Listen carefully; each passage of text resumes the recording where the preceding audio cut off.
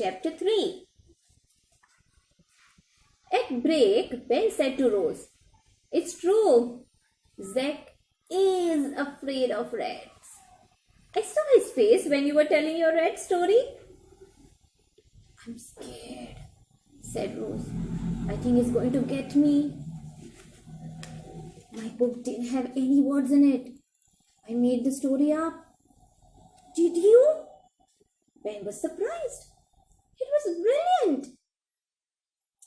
Rose saw Zack come into the playground with Pete and Russell.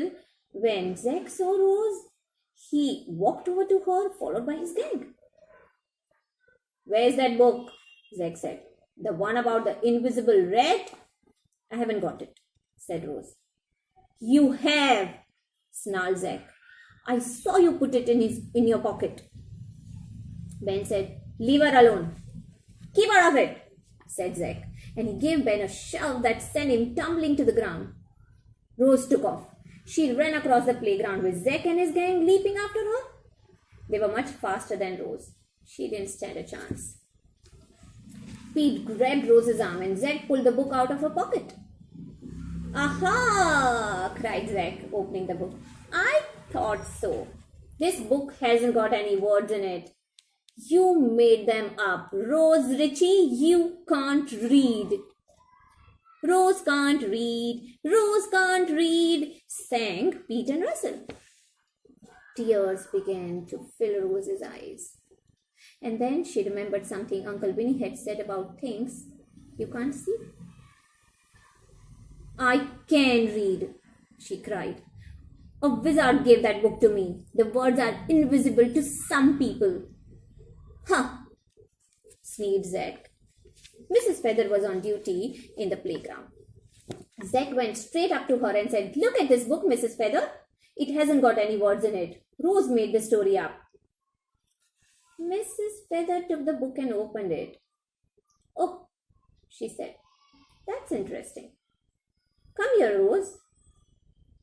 Rose walked across, dragging her feet. "Did you make your story up?" asked Mrs. Feather.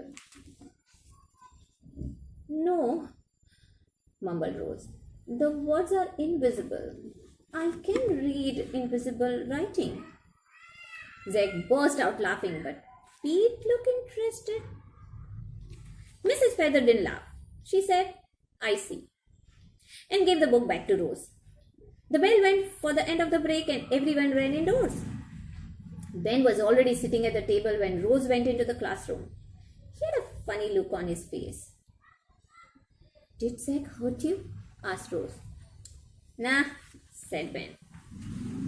Lauren came and sat beside Rose. "I saw what Zack did to you both in the break," she said. Ben leaned forward towards them and whispered, "Well, I'm going to teach him a lesson." Zack marched over and sat at the table. He pushed Lauren's crayons out of the way and they rolled onto the floor. Her favorite blue crayon broke into two. "No," she cried. "You're too messy, Lauren," said Zack. "You take up too much space." "See?" Lauren put the broken crayon on the table, but she didn't say anything. Rose caught Lauren's eye, and they both looked at Ben, who was grinning. What was Ben going to do? How could he teach Zack a lesson?